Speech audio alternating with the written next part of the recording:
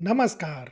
आज मैं आपको रावण सेना के अंतिम स्तंभ कुंभ और निकुंभ की कहानी सुनाऊंगा। वाल्मीकि रामायण के युद्ध कांड में कुंभ और निकुंभ को रावण के छोटे भाई कुंभकर्ण का पुत्र बताया गया है।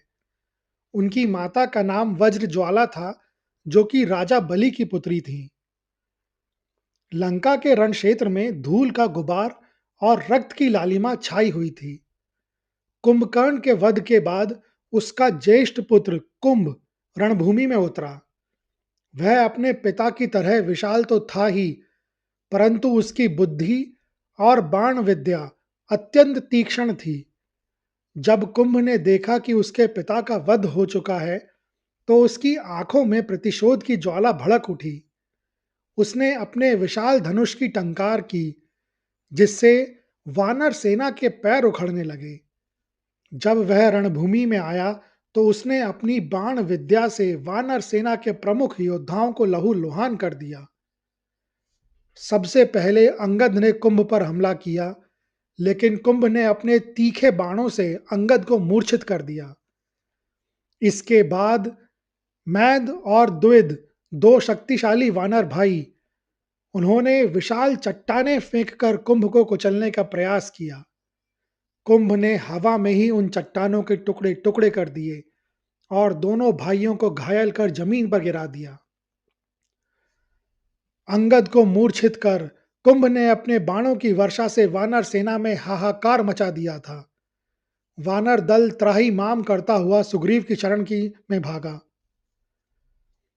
वानर राज सुग्रीव ने देखा कि यदि कुंभ को नहीं रोका गया, तो आज सूर्यास्त से पहले आधी वानर सेना समाप्त हो जाएगी। सुग्रीव ने एक विशाल छलांग लगाई और कुंभ के रथ के सामने जा खड़े हुए। रणभूमि में एक क्षण के लिए सन्नाटा छा गया। सुग्रीव ने अपनी चतुराई का परिचय देते हुए कुंभ से कहा, हे वीर कुंभ, तुम्हारे बाणों की गति और यह पराक्रम साक्षात इंद्र के समान है। तुम्हारे पिता कुंभकर्ण की शक्ति और प्रहस्त की युद्ध कला दोनों तुम्हें समाहित दिखती है। मैं तुम्हारी वीरता पर मुग्ध हूं, परंतु क्या तुम इस व्यर्थ के युद्ध में अपने कुल का अंत देखना चाहते हो? कुंभ हंसा और बोला, सुग्रीव, राजनीति और सांत्वना की बातें निर्बलों को शोभा देती हैं। मैं यहाँ अपने पिता के ऋण और रावण के सम्मान के लिए आया हूँ। यदि तुम वीर हो, तो अपनी शक्ति दिखाओ। सुग्रीव समझ गए कि कुंभ को बाणों से हराना कठिन है, क्योंकि उसका धनुष कौशल अद्भुत था। सुग्रीव ने अपनी चाल बदली। उन्होंने अचानक कुंभ के रथ पर हमला कर उसके घोड़ों को मार गिराया और उसका धनुष छीनकर तोड़ दिया। अब दोनों महाबली भूमि पर थे। कुंभ ने सुग्रीव पर एक भीषण मुक्का चलाया, जो सुग्रीव के कवच को भेदकर उनके सीने पर लगा। सुग्रीव कुछ क्षणों के लिए लड़खड़ाए, लेकिन उन्होंने हार नहीं मानी। कुंभ अपनी अगली चाल चलने ही वाला था कि सुग्रीव ने अपनी वानर चतुराई का उपयोग किया। उन्होंने कुंभ को अपनी बातों और पैंतरों में उलझाया, ताकि वह थक जाए। जैसे ही कुंभ ने पुनः आक्रमण करने के लिए अपना हाथ उठाया, सुग्रीव ने फुर्ती से झुककर उसके वार को खाली जाने दिया। इससे पहले कि कुंभ खुद को संभाल पाता, सुग्रीव ने अपनी मुट्ठी को वज्र के समान कड़ा किया और पूरी देह की शक्ति को अपने दाहिने हाथ में केंद्रित कर लिया। सुग्रीव ने कुंभ के वक्ष स्थल के ठीक उस केंद्र पर प्रहार किया, जहां मर्म स्थान होता है। एक भयानक गूंज उठी। कुंभ के मुख से रक्त की धारा फूट पड़ी। उसकी आंखों के सामने अंधेरा छा गया और वह पर्वत की तरह धरती पर गिर पड़ा। कुंभ के प्राण पखेरु उड़ गए। सुग्रीव की इस चतुराई और शक्ति के मेल ने लंका के एक और स्तंभ को ढहा दिया था। अपने भाई को रक्त से सना देख निकुंभ की आंखों में खून उतर आया। वह कोई साधारण असुर नहीं था। उसका बल प्रलय के मेघों के समान था। निकुंभ ने गर्जना की, जिससे लंका की दीवारें कांप उठी। उसने अपना सबसे शक्तिशाली अस्त्र उठाया, परिघ। यह परिघ कोई साधारण गदा नहीं थी। यह शुद्ध लोहे से बनी एक विशाल और भारी छड़ थी, जिस पर सोने की नक्काशी थी और हीरे जड़ित थे। इसे उठाने के लिए सैकड़ों सैनिकों की शक्ति चाहिए थी, लेकिन निकुंभ ने उसे ऐसे पकड़ा जैसे वह कोई सूखी टहनी हो। वह उस परिघ को हवा में गोल-गोल घुमाने लगा। परिघ की गति इतनी तीव्र थी कि उससे निकलने वाली हवा से वानर सैनिक दूर उड़कर गिरने लगे। चारों ओर धूल का बवंडर उठ खड़ा हुआ और उस धुंध में केवल निकुंभ की लाल आंखें और बिजली की तरह चमकता वह लोहे का परिघ दिखाई दे रहा था। जब वानर सेना उस लोहे की छड़ के प्रहार से त्राहिमाम करने लगी, तब पवन पुत्र हनुमान ने एक गगन भेदी हुंकार भरी और निकुंभ के सामने आकर खड़े हो गए। निकुंभ ने हनुमान को देखते ही अपना आपा खो दिया। उसने अपनी पूरे देह की शक्ति समेटी और वह भारी परिघ पूरी ताकत से हनुमान की छाती पर दे मारा। वह प्रहार इतना भीषण था कि आकाश में बिजली कड़कने लगी। वानर सेना की सांसें थम गईं। उन्हें लगा कि शायद आज मारुति भी इस प्रहार को नहीं झेल पाए। कुछ पलों में धूल छटी और जो दृश्य था, उस दृश्य को देखकर राक्षस सेना के पसीने छूट गए। हनुमान पर्वत के समान निश्चल खड़े थे। उस लोहे के परिघ के टकराने से हनुमान के शरीर से आग की चिंगारियां तो निकली, लेकिन उन्हें रत्ती भर भी पीड़ा नहीं हुई। वे मुस्कुराए और बोले, हे असुर, बस इतना ही बल था इस लोहे के टुकड़े में। इससे पहले कि निकुंभ दोबारा वार करता, हनुमान ने बिजली की फुर्ती से वह परिघ अपने हाथों में लिया।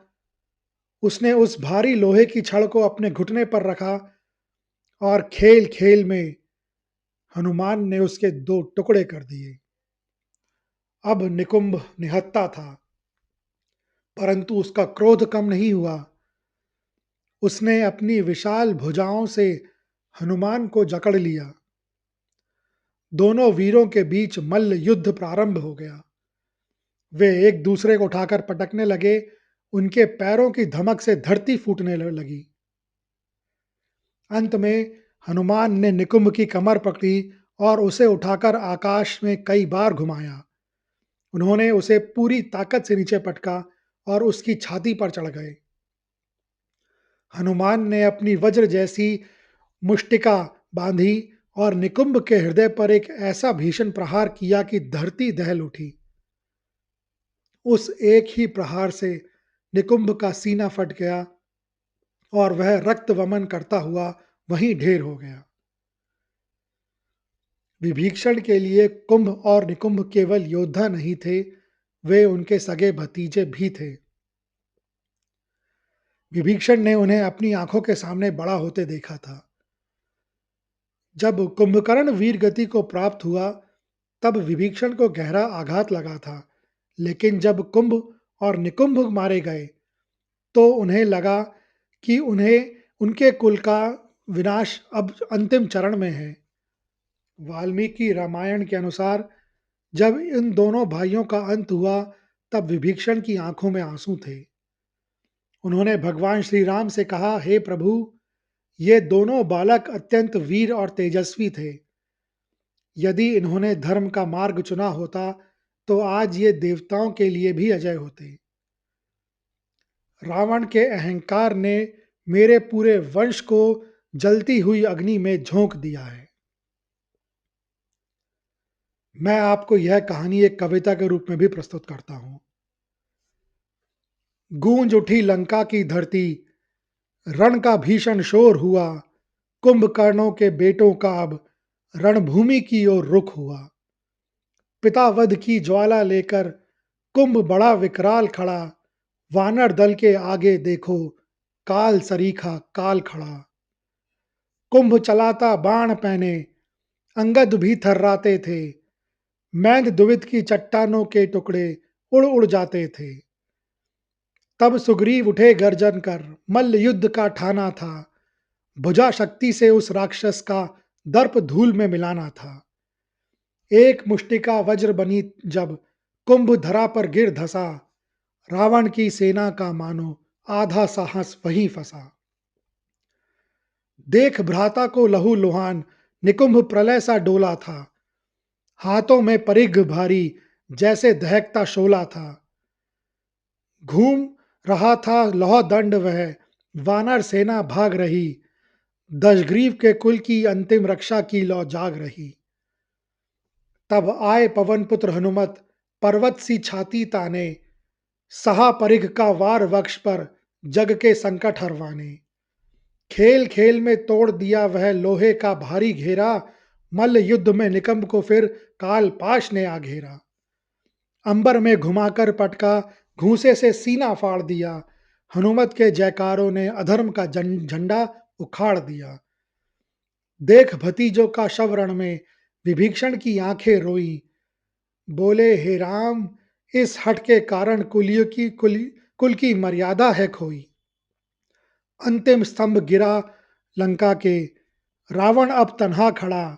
न्याय की विजय हुई रण में, सत्य हमेशा रहा बड़ा।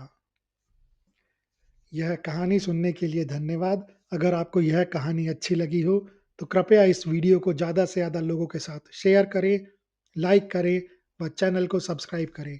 कमेंट्स बॉक्स में लिखें जय श्री राम।